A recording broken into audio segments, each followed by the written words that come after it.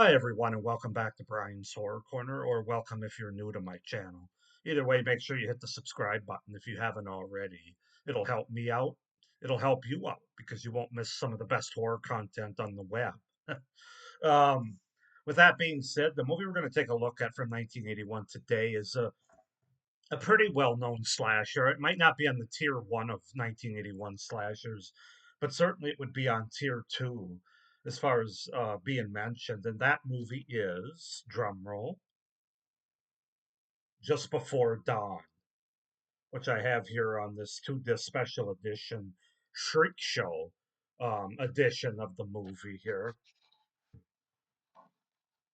You can see some special features. Take a look at there. But yeah, Just Before Dawn. This was a slasher movie I've been looking forward to watching because I've heard some things about it. Not a lot, not in terms of spoilers or anything, but like I said, I knew it was talked about as a slasher from 1981. So let's just go ahead and get into Just Before Dawn. So Just Before Dawn is a 1981 American slasher film directed by Jeff Lieberman, and starring Chris Lemmon, Greg Henry, Deborah Benson, Ralph Seymour, Jamie Rose, and George Kennedy. The film follows a group of hikers who travel into a mountainous region of Oregon to visit property inherited by one of them, only to be hunted by a ruthless backwoods killer. So in rural mountain region of Oregon, drunken hunters Ty and Vishel come across an abandoned church, which they explore. After Ty sees their truck being crashed into a tree, Vishel is castrated with a serrated machete by a Chuckman assailant who then dons Vishel's hat and jacket. Ty, seeing the murderer exit the church, quietly flees off into the forest. Meanwhile, forest ranger Rory McLean encounters an RV of five college age adults heading to a rural property, which one of them has inherited. Despite his insistence that they are not vent- Despite his insistence that they not venture up the mountain, the five continue along. Among them are Warren, his girlfriend Constance, Jonathan and his girlfriend Megan, and Daniel, Jonathan's brother. On their way up the mountain, they hit a deer and encounter Ty stumbling through the woods on his way down the mountain.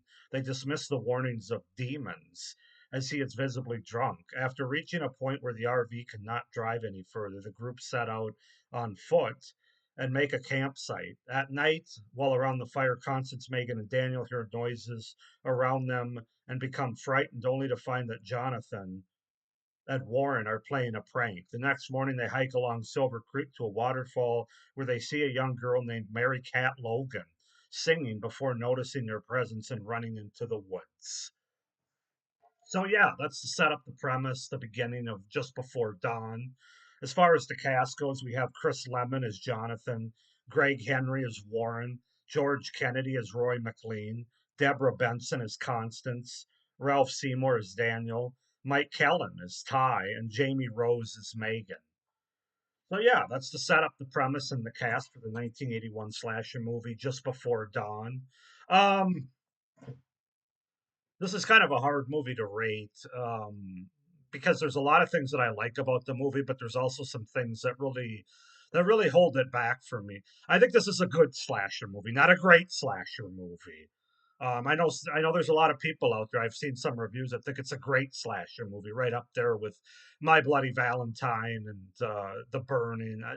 I don't fall into that camp. I think this is a solid slasher, but like I said, I have problems with it. So let's just go ahead and get into it, starting with the things that I did like about the movie, because there is a lot to like here. And you got to start with the setting, man. This area up in Oregon that they shot it at, some of the most beautiful outdoor scenery you'll ever see. Certainly in a slasher horror movie. You have the outdoors, woodsy, mountainside setting that really looks great.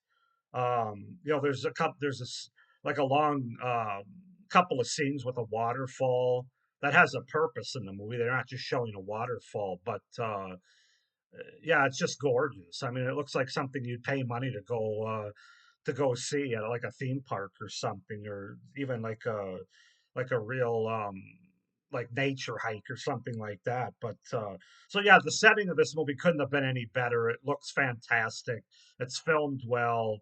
Um, but just that Oregon mountainous region with the waterfalls and the woods and everything, I think the movie does a good job of utilizing that canvas, if you will, that setting. So that's the first thing. That's definitely a positive. The movie is very well shot, taking advantage of this setting with great daytime and nighttime shots that they took advantage of and camera work. This movie has awesome cinematography. Um, yeah, I just thought it really looks well. Again, I don't know how much better it might look on Blu-ray, as I have the DVD, The Shriek Show, which was released in 2005. This edition. Somebody can comment down below if you have or have seen the Blu-ray for this movie, if it really looks or sounds a lot better than the DVD. But I know there's an international version that they didn't touch up, that they didn't improve upon the quality of the movie. But yeah, I just thought that it was very well. The camera work was very good. The cinematography was awesome. Um, then talking about the killer, the killer has a pretty simple look. I think it's effectively intimidating because of their size and sort of having that backwoods um, look to them. I guess a little bit, um, a little bit of that. You can tell something's not quite right about them, like they were the result of some inbreeding. Um, I just thought it was a fitting killer look for the setting that they're in, and it also there's also some nice surprise scares with him, not cheap scares, not jump scares, but like background kind of scares, especially utilized at night that I thought was very well done and creepy. Um, so yeah, and then my next pro is I think the characters are pretty decent, especially for a slasher movie, because of course in a lot of slasher movies, especially for this time the characters are pretty forgettable to say the least. They're just you can't wait for a lot of them to be killed. But that's not really the case in this movie. Um, you kind of root for them. You're not wanting them to get killed as much. I think these characters offer a bit more. You have some good development, especially in the character of Constance, which is kind of a mixed bag. I'll get into the negative side of that in my cons, but um, clearly she has a development character arc. So yeah, I actually like these characters. I mean, they still make really dumb character decisions, and we'll get into that too in my cons. But I mean, just as far as um, spending time with the characters, um, the writing of the characters, the development was definitely more than you get in a lot of slasher movies or even horror movies for that matter. So that was good. I think the act. Speaking of that point, I think the acting's pretty good all around in this movie. I didn't think anybody was like over the top bad. George Kennedy and Mike Kellen are fun to be in this movie. Now, if you don't know who Mike Kellen is, if you've seen Sleepaway Camp from 1983, he is um, Mel, the old kind of creepy guy that's has a relationship with one of the young camp counselors there. Um, that's most notably. I know he did a lot of stuff before that too, like in the '60s and '70s. But Sleepaway Camps were that's really where his claim to fame for me is. But it was cool to see him in this movie. He's kind of playing the drunken tie that sees the murder happen at the beginning of this movie, and it's kind of warning everybody of the demons.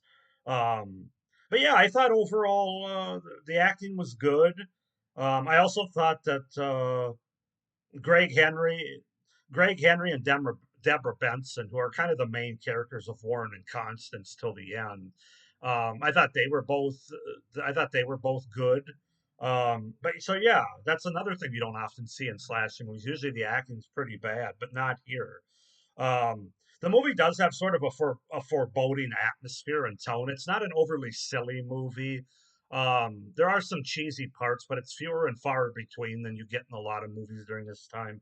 This movie was played, I think, more serious for more of a serious, and like I said, just kind of there's always a foreboding sort of deliverance kind of atmosphere and feel. And of course, the director even said deliverance was the idea he had in mind when he made this movie. So yeah, so that foreboding tone is kind of a nice change of pace for a slasher movie during this time. Not being overly silly, although it does still have some moments of levity. And then my final pros, it does have a pretty good twist that I didn't see coming. I don't think most people do when they first see it. That happens about a little more than halfway through the movie, maybe about an hour into the movie, or so. Um, yeah, I think it's a pretty effective twist for a slasher movie. And I'm always about the twists, as long as they're well executed. So those are my pros for Just Before Dawn from 1981. As far as cons go, this is where the movie gets held back from me for being a good slasher, but not a great slasher. The kills. You get one kill right off the bat in the first 5 minutes, which was very good. Basically, a guy takes a serrated machete, as I mentioned, basically through the junk in the front, and it comes out the ass in the back. Makes his ass a little bit bigger. I thought that was a good, unique kill, and I was kind of thinking, oh, this is going to be good. The kills are really they're gonna have good kills in this movie. No, no, that was basically the last one of any on-screen gory kind of cool kill. The kills overall are just pretty unremarkable and frankly disappointing, given the premise and being a slasher movie. There's very little gore. Some of the kills are off screen. Just really a letdown for me in terms of an 80s slasher, and that's probably the biggest letdown of this movie. I've heard some people make the argument it doesn't matter that there's not a lot of kills or gore in this movie because the character development is there. And yes, I agree. As I mentioned, the character development is there. However, I don't think this isn't a beautiful mind. I mean, the character development isn't earth shattering. It's not enough to offset not having any kills or gore in the movie for a slasher movie. Now, if you don't want it to be a slasher movie, I mean, I guess you could view this as more of a Hills Have Eyes movie, although that's kind of a slasher movie in a way. But it's more of a backwoods, wrong place, wrong time kind of movie. And I think that, as I said, the director was kind of going for more of a Deliverance, Hills Have Eyes movie, I think, than like an 80s slasher movie. I think part of the problem were, I think your expectations going into the movie, when you hear 80s slasher, camp setting, wood setting, you're thinking a lot of kills in the woods. And that's just not how Jeff Lieberman viewed or made this movie. He wanted it to be more of a, like I said, less of a 80s slasher movie with a lot of kills and gore and more of this kind of backwoods hillbilly, um, disturbing kind of movie, if that makes sense. But like I said, I'm still disappointed that we didn't get, you know, there's some blood with the kills. Like there's one of the characters gets stabbed later in the movie. Another character's is all off screen. You don't see anything. Um, there's another stabbing where a character doesn't die, but he's stabbed in the stomach. That there is some blood. I mean, it's not a completely bloodless movie, but I don't know. I was wanting more from it. Plus, you don't have that high of a body count either. So yeah, the kills were really the biggest disappointment. Also, I'll say, and other people have mentioned, it's a bit of a slow burn slasher. And again, I think I think this being referred to as a slasher is a lot of the problem here because if this were just a horror movie, I don't mind slow burn horror movies, but when you give me a slasher movie, I expect there to be kills that are, you know, I expect there to be action. I expect there to be slashing that's happening or stalking. And really, after that first initial kill, which was good, you go like 50 minutes uh, of time that goes by from that first kill to the next kill. Um, well, the third act does pick up a bit, but getting there is a slow burn for sure. And, if you're going into this like I am as a slasher movie, let's put it this way. I think this movie would rate higher with me if it wasn't a slasher movie and it was just a horror movie, a backwoods horror movie. As a slasher movie, I'm disappointed in the kills. I'm disappointed in the pacing and the slow burn nature of it. Just wasn't my favorite thing. I'm just being honest about that. Um, so just kind of know that going in. I really didn't. And then my final con that really bothered me at the end. A lot of people, of course, talk about the ending and the final conflict or fight and how that all comes about. And that was interesting and unique. I'll give you that. But Warren's character at the end of this movie is really lame. He becomes a really weak character, and that felt forced. It was a little too obvious what they were trying to do here. Um, Basically, they had to make the movie started out where one character's here and another character's here, and rather than raising this character up maybe a little bit over this, they basically did this. This is Warren. This is Constance. And I think they could have did it more like this. Kind of like Friday the 13th Part 2 is the best example where you have Jenny and Paul. Now Paul gets, he fights Jason. He gets stabbed or knocked down or unconscious. I can't remember. So Jenny has to go after him for a while herself. But Paul doesn't become a complete wuss that just sits there and watches his girlfriend get strangled to death to where there's blood coming out of her mouth. Warren just turns into a complete pussy at the end of this movie, and that's after he's sort of the leader of this group at the beginning. I just didn't buy that character. That just felt very forced. I mean, I understand that they wanted to make Constance, and she does have a great character arc, but I don't think they needed to. I don't think they needed to decrease um, Warren as much as they did. Warren, played by Greg Henry, who does play him well. I just didn't like what the movie does to that character. I don't think they needed to make it so obvious in order to prop Constance up to lower Warren. Hopefully that makes sense to you, but I just didn't like that at all.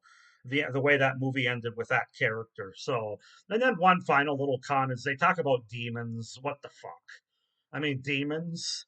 It's a hillbilly family. I'm not really sure what the demons reference is referring to. It's never really explained.